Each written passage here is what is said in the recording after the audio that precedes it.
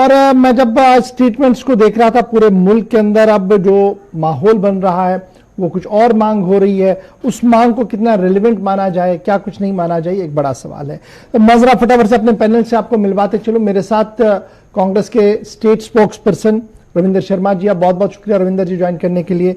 मेरे साथ farmer bureaucrat और सिविल सोसाइटी के अहम तरीन रुकन कश्मीर सोसाइटी के ख्वाजा फारूक रिंजू साहब, बहुत बहुत शुक्रिया सर ज्वाइन करने के लिए। मेरे साथ ताहिर चौधरी साहब ऑनलाइन अभी आपके सामने आएंगे, फिलहाल फोन लाइन पर है, थोड़ी देर में हमारे साथ वो ज्वाइन करेंगे।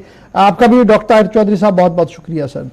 डॉक्टर ताहिर चौधरी साहब, शुरुआत जरा आपके साथ ही आज शुरू करते हैं, क्योंकि एदाद शुमार और जो स्टैटिक्स है यूनियन गवर्नमेंट की वो ये बता रही है कि 25 लोगों की मौत, पॉलिटिकल वर्कर्स या आम लोगों की मौत हुई है 1 साल के दौरान। और श्रीनगर के अंदर अब आज की किलिंग्स को मिला जाइए तो 10 किलिंग्स हुई है। क्या कुछ आप कहना चाहेंगे? क्या कोऑर्डिनेशन फेलियर है, कुछ और है? क्योंकि ये भी एक पहलू, और जिस तरीके से अब सिलेक्टेड टारगेट किलिंग्स हो रही है, क्या 90 को दोहराने की कोशिश है? गौहर साहब, बहुत अफसोस, बहुत दुख, बोलने की हिम्मत नहीं है। रविंदर शर्मा साहब बैठे हुए हैं, कांग्रेस के सीनियर स्पोक्स पर्सन। रात को मैं और रविंदर शर्मा साहब एक चैनल पे थे और मेरी आवाज बंद हो रही थी, नहीं बोला जा रहा था परसों की किलिंग्स के ऊपर। मुझे समझ नहीं आता कि रोज हम शाम का सुबह का इंतजार करेंगे कि श्रीनगर में घरों के चिराग बुझे उजड़े और हम टीवी चैनल्स के ऊपर बैठ के, पैनल्स पे बैठ के अफसोस करें और ये डिस्कशन करें कि ऐसा क्यों हो रहा है, क्या हो गया है। जम्मू कश्मीर को नजर लग चुकी है और जो लोग इन चीजों के ऊपर कोशिश कर रहे हैं, ऐसे हथकंडे अपना रहे हैं हालात खराब करने के, मुझे नहीं लगता कि उन लोगों का किसी मजहब के साथ तल्लुक है। वो लोग जानवर हैं और ये जानवर हमें खत्म करने पड़ेंगे, सभी को मिल के खत्म करने पड़ेंगे। सभी पॉलिटिकल पार्टीज को इस टाइम पे पॉलिटिक्स करने की बात नहीं है, हमें एक होना पड़ेगा, कंधे से कंधा मिला के चलना पड़ेगा। और साहब, ये 89 और 90 का जो दौर दोबारा शुरू हो रहा है, टारगेट किलिंग्स हो रही है, मुझे लगता है कि इन्होंने लिस्ट बना के रखी है कि आज इन लोगों को मारा जाएगा, कल इनको, कब तक ऐसा चलेगा खून खराबा। हमें मालूम है कि इसके पीछे पाकिस्तान का हाथ है, लेकिन सरकार को भी अब कुछ ना कुछ इसके ऊपर फैसला लेना पड़ेगा। सेंट्रल हाई कमांड को कोई ऐसे सख्त कदम उठाने पड़ेंगे कि कोई मिसाल कायम की जाए कि वाकया में कि हमारी सरकार इतनी मजबूत सरकार देश की है और वो फैसला ले भी सकते हैं। प्रधानमंत्री साहब और होम मिनिस्टर साहब जिस दिन, मुझे लगता है जिस टाइम पे उन्होंने सोच लिया कि इस चीज का जवाब देना, वो जवाब भी देंगे। लेकिन ऐसी किलिंग्स, ये चीजें अब बर्दाश्त से बाहर हो चुकी हैं। बहुत दुख की खबरें रोज सुन रहे हैं। जब आज मैंने ये न्यूज सुनी तो मुझे उस टाइम पे मुझे लगता है कि आज मैंने 4:30 बजे लंच किया और साहब, मैंने खाना नहीं खा सका। मैं एक बहुत बदकिस्मती है हम लोगों की कि हम ये सारी चीजें देख रहे हैं। और यही देखिए कि इन लोगों ने क्या बिगाड़ा हुआ है, जिन लोगों के चिराग बुझ रहे हैं। चाहे आप बिंदुल साहब की बात करो, परसों एक रेडी लगाने वाले को मार दिया गया जो घर से चला था अपने घर को पालने के लिए बिहार से। ये लोग क्या कर रहे हैं?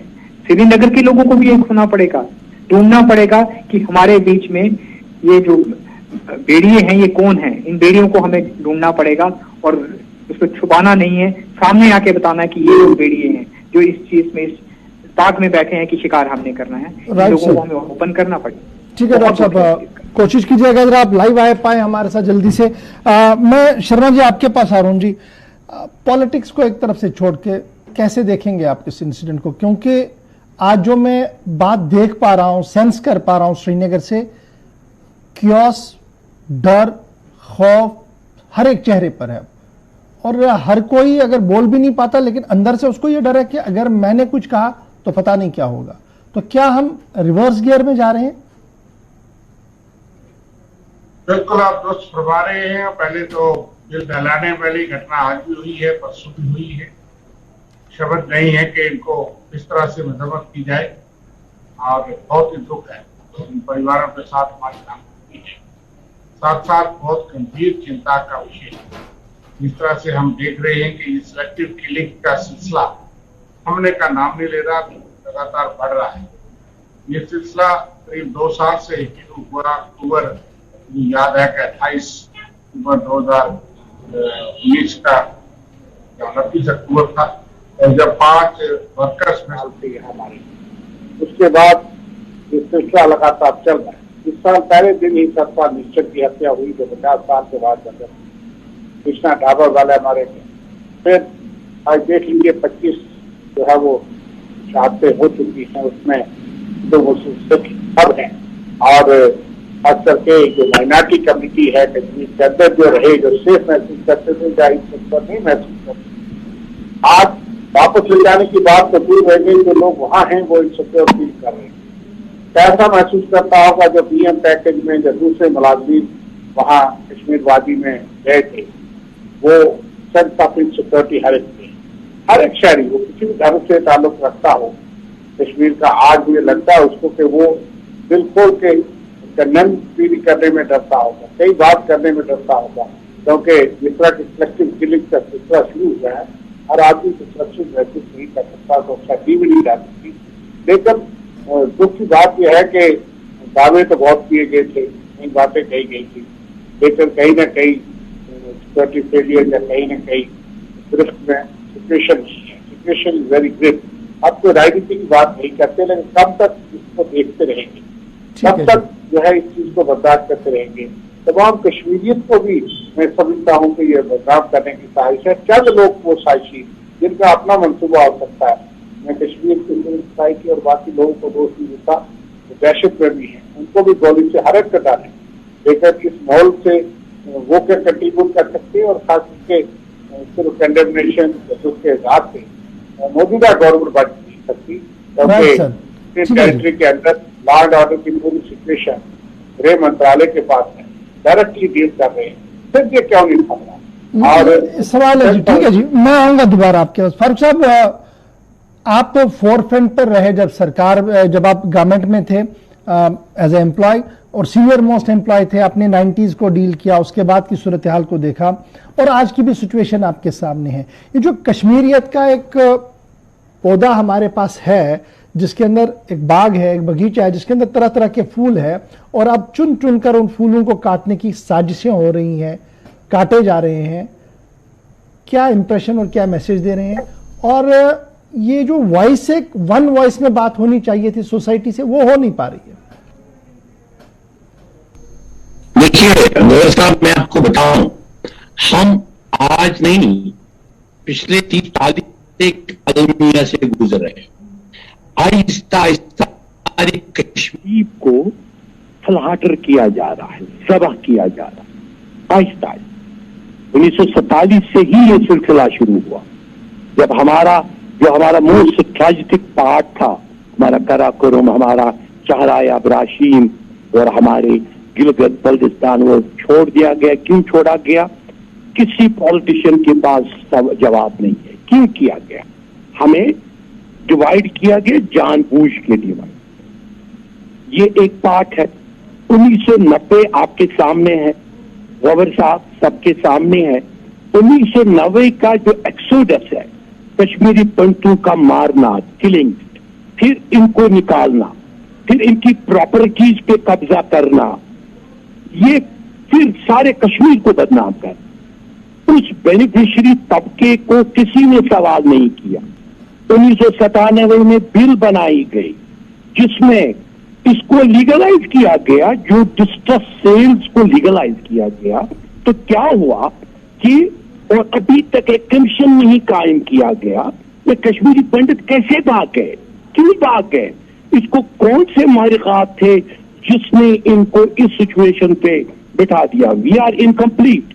कश्मीर की तहजीब का जो सोर्स है वो कश्मीरी पंडितों की तहजीब है, और उस तहजीब के बगैर हम अधूरे हैं। और इस कश्मीर के तहजीब को एक पॉलिटिशियंस ने वोट बैंक बना दिया। मेहरबानी करके आप इसको समझ लीजिए जी। हाल ही में एक बहुत बड़े लीडर ने, मैं उसको नहीं नाम लूंगा, मैं क्योंकि अच्छा नहीं लगता है हम लीडर, मैं तो एक नॉन पॉलिटिकल शख्सियत हूं, तो उसने कहा कि मुसलमान बैंक है कश्मीर, और इस मुसलमान बैंक को मुसलमान वोट बैंक ही रहने दो, इसको वोट बैंक जो उसका मेरा मुस्लिम वोट बैंक है। आप देख लीजिए नतीजा। आप जो हिंदू की ये कश्मीरी पंडितों को मारा गया, बिंद्रू साहब को मारा गया। मेरे फैमिली ताल्लुकात है बिंद्रू साहब के साथ, उसकी बहन के साथ वो मेरे क्लास फेलो थी विजय बिंद्रू, कि वो मेरे साथ लॉ डिपार्टमेंट में पढ़ती, मेरी बहुत करीबी ताल्लुकात है।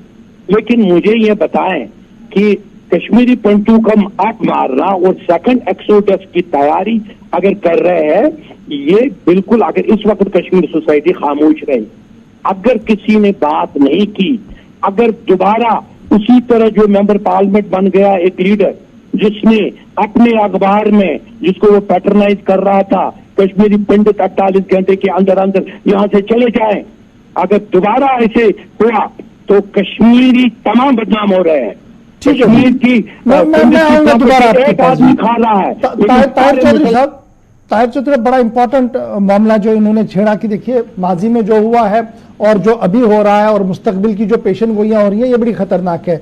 एक फील हो जाए कि जनाब सिक्योर है, इसके लिए अब मरकजी हुकूमत क्या कुछ करेगी? क्योंकि पहले ये था कि चलिए घर वापसी होनी है जी सबकी, अब फिर हमने कहा कि हम जी एक सिलेक्टेड क्वार्टर्स बनाएंगे, वहां पर बैठेंगे, लेकिन नौकरियां देंगे।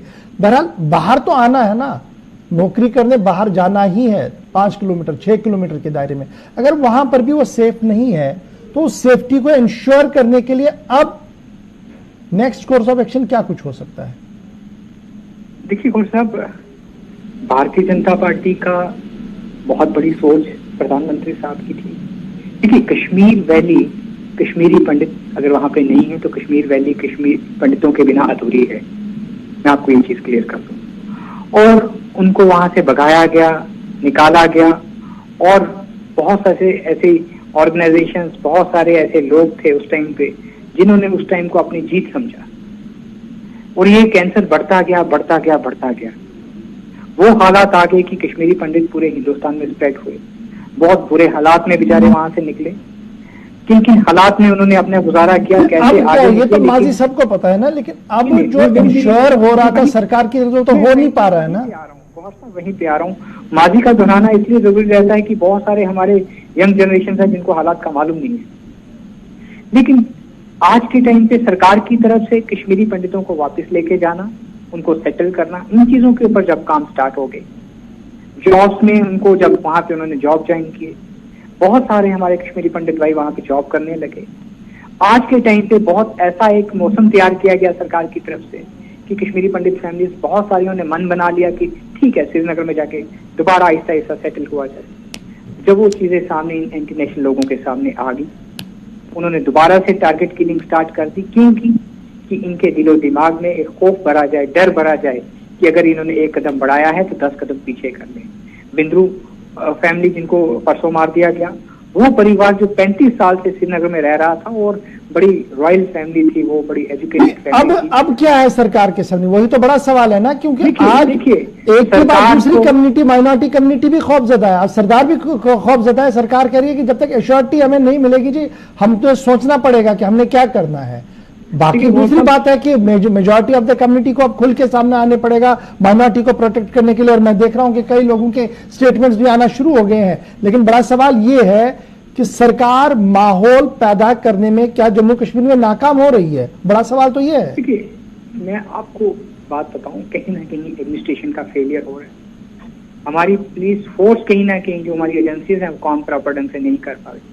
देखो कहीं ना कहीं एरर है, हमें मानना चाहिए। देखिए जब कहीं गलती है, कोई पॉइंट है, कोई नुकसान हो रहा है, हमारे अपने लोग जा रहे हैं, तो हमें इस चीज को कबूल करना चाहिए। कहीं ना कहीं हमारी एजेंसीज फेल हो रही हैं, और इसके लिए ऑनरेबल एलजी साहब को सेंट्रल हाई कमांड से बैठ के डिस्कस करके जो चेंजेस जल्दी से जल्दी जम्मू कश्मीर में ला सकते हैं, स्पेशली कश्मीर में, वो लाएं ताकि इन चीजों पे कंट्रोल किया जाए। ठीक है जी। राणा साहब कह रहे हैं कि रमजी शर्मा साहब, मैं आपके पास आ रहा हूं। रविंद्र शर्मा जी कह रहे हैं मीटिंग्स होगी जी, एक प्लान चॉकआउट किया जाएगा उसको। लेकिन एक बड़ा इंपॉर्टेंट सवाल जो मेरे जहन में है वो ये भी है कि अगर देश के अंदर, स्पेशली यूपी के अंदर या आसपास कहीं भी हो, कुछ भी हो, एक आदमी भी मरे, जैसे हमने पिछले दिनों देखा कि किसानों का प्रोटेस्ट हुआ और कुछ लोग वहां वापस आ रहे थे, गाड़ी के नीचे चले गए, एक बड़ा ड्रामा हुआ और अभी भी वो चल रहा है। कांग्रेस सरापा एहतिजाज दिखी जी, सभी लीडर किधर जी, यूपी चलना है, दूसरी पार्टी यूपी चलना है, तीसरी पार्टी यूपी चलना है। ये कश्मीर के अंदर जब लोग मरते हैं तो क्या यहां की ओर आने की जरूरत नहीं है? उन फैमिलीज को कंट्रोल करने की, उनके साथ खड़ा रहने की आज के दिन में जरूरत नहीं है, ताकि उन्हें पता लगे कि नहीं जी हम अकेले नहीं है। या सिर्फ ट्विटर पर बयान देने से ही सारा कुछ ठीक होगा शर्मा साहब? ये ऐसी बात नहीं है, वो भी आप देखेंगे। लेकिन इसलिए क्योंकि एक साल के दौरान कितनी बार आपकी बड़ी लीडरशिप श्रीनगर आके खड़ी हुई, जिन्होंने कहा कि देखिए हम आपके साथ है, कुछ भी हो, सरकार करे कुछ ना करे, विपक्ष आपके साथ है। विपक्ष पे तो कहा जाता है, अगर आप जाएं तो कहा जाता है ये सियासत करने आए हैं, फोटो अपॉर्चुनिटी करने आए, ना जाए तो सवाल आता है कि जाते नहीं। ऐसी बात नहीं है कि राहुल गांधी भी कश्मीर आए, उन्होंने कहा, और लेकर सियासत नहीं की, जम्मू में भी आए। अब भी आप देख लेंगे, आज का तो वाक्य है, अभी परसों दूसरा वाक़ा हुआ, शायद उसके लिए कोई तैयारी भी थी, जरूरी नहीं कि वही जाए। हालात की सेंसिटिविटी में जब आनंद फानंद में यूपी जाया जा सकता है, जहां पर आपके जाने पर पाबंदी है, तो कश्मीर आने में आपको कुछ किसने रोका था? आपकी बात इसलिए कर रहा हूं क्योंकि आप रिप्रेजेंट कर रहे हैं एक नेशनल पार्टी को, और पार्टियां वो भी आती, लेकिन सिर्फ ट्विटर पर बयान देना, क्या इससे आप एक समझते कि चलिए हमारा फर्ज पूरा हो गया? देखिए, बात यह है कि यूपी के अंदर उस किस्म की सिक्योरिटी सिचुएशन सेंसिटिविटी उस तरह की नहीं है। हालांकि वो कुछ ले गए, और वहां तो आप जा सकते हैं, खुलेआम धक्के लगेंगे, पुलिस धक्का लगाएगी, पुलिस मार सकती है, लेकिन आतंकवाद इस तरह से नहीं है कि आप बगैर बताए, बगैर तैयारी के कोई बड़ा लीडर को चला जाए। अम्बाला में भी हुआ है, लेकिन जहां भी जाएंगे कोई ना कोई जरूर आप देख लेंगे। लेकिन बात यह है कि क्या हमारे जाने से यह सिलसिला रुक जाएगा? रोकना तो आज जो सरकार बैठी है उसका काम है। जब ये विपक्ष में कहते थे, ये कहते थे फौज के, सरकार के, सिक्योरिटी फोर्स के हाथ बंधे, अगर हम होंगे तो हम देखेंगे कैसे आतंकवाद यहाँ दिखता है, पनपता है, और सारा देश देखेगा, और ये देश को बताते थे। आज हम बड़े गमज़दा में हैं, लेकिन ये जरूर पूछना चाहेंगे कि 7 साल तो यहाँ पे पहले आपकी बिल्ली सरकार थी, 3.5 साल से गवर्नर रूल है, सेंटर का रूल है, और 2 साल से तो यूटी है, होम मिनिस्ट्री देख रही है, और फिर सिलेक्टिव किलिंग 2 साल में सबसे ज्यादा हुई है। और क्या आपकी कहीं बयानबाजी, जो आप भारतीय जनता पार्टी के नेता या केंद्र सरकार जिस तरह की बयानबाजी करती है, क्या इससे इश्तिहार तो नहीं होता? इससे जो लोग कभी जिंदा रहे थे, नहीं मरे थे 30 साल में, वो तो नहीं टारगेट हो रहे। ठीक है, इशारा तो ये नजर आता है। हमने भी 3000 लोगों को, कश्मीरी पंडित समुदाय के लोगों को पीएम पैकेज में वहां भेजा, ट्रांजिट अकोमोडेशन और कॉलोनीज भी बनाई, लेकिन इसका बहुत बड़ा ढंढोरा जो है वो पीट के वोट बैंक पॉलिटिक्स करने का प्रयास नहीं किया।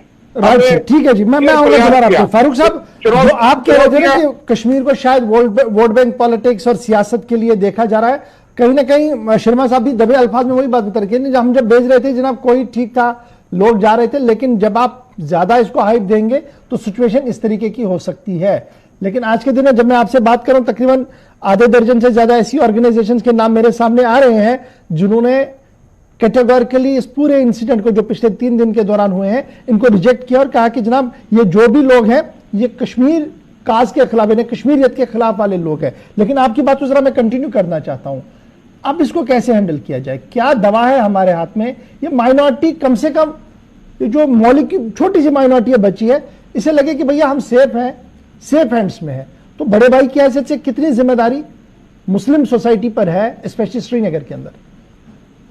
देखिए गौर साहब, टाइम आ गया है और सच्चाई कहने की जरूरत है।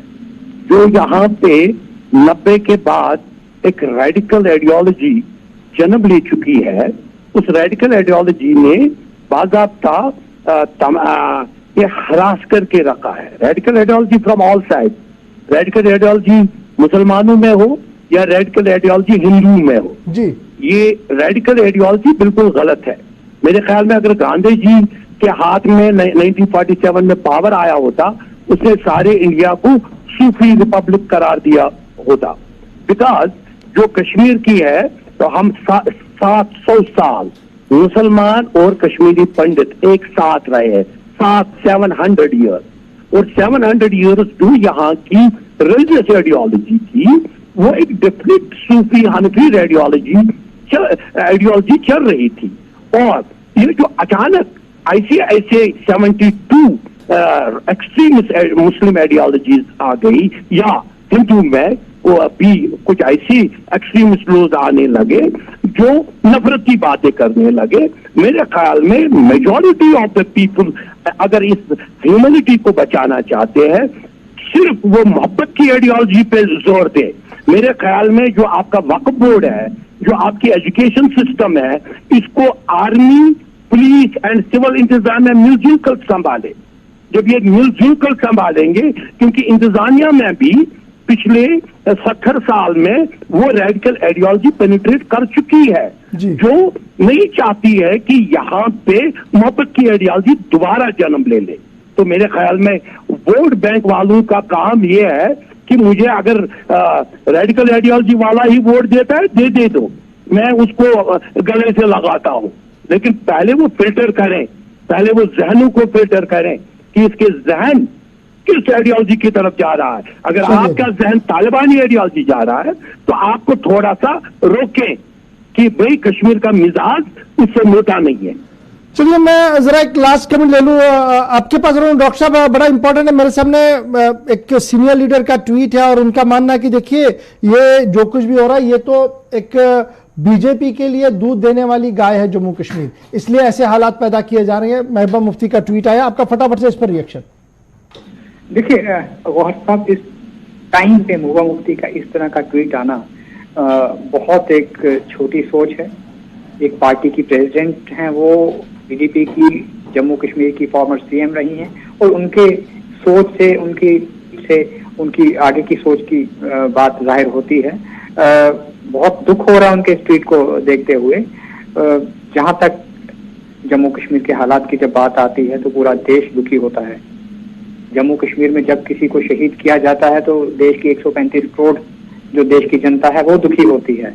आप खुद ही आज गौर साहब, मैं आपकी बॉडी लैंग्वेज से देख रहा हूँ कि आप भी जैसे प्रोग्राम में डेली रूटीन में हमारे साथ बात करते हैं, आज आपका भी लहजा वैसा नहीं है, आप भी अंदर से भी दुखी हैं, वो आपका फेस दिखा रहा है।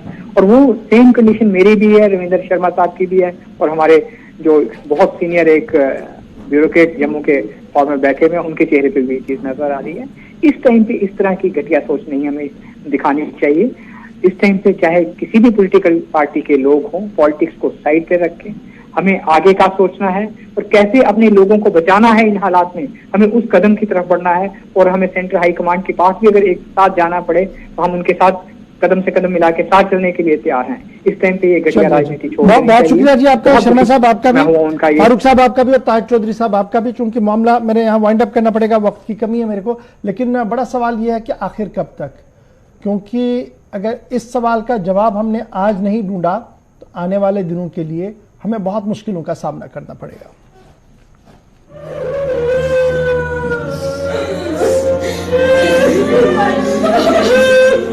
मेरा हस्बैंड कश्मीर वाले मारे, पुत्र मेरा मार छड़िया।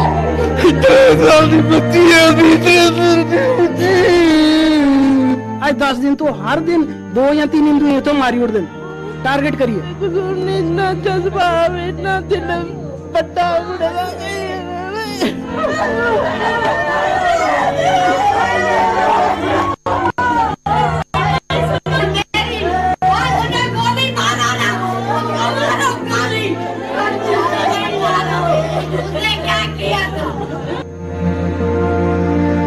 बढ़ते हैं जी आगे, फटाफट से जरा बात करते हैं कि जम्मू की सूरत हाल क्या कुछ थी और जम्मू के अंदर आज क्या कुछ हुआ है।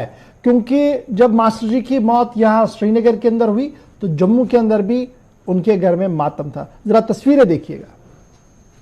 कल्ले सेट लगता है इंदिरा नगर, ये वाइफ कने रहंदा है इत्थे, फैमिली विद फैमिली रहंदी। वाइफ इत्थे छोड़ी है लास्ट वीक कि थोड़ी कोल्ड बदने पे बेटी भी कल्ला ही गया गड्डी लिए।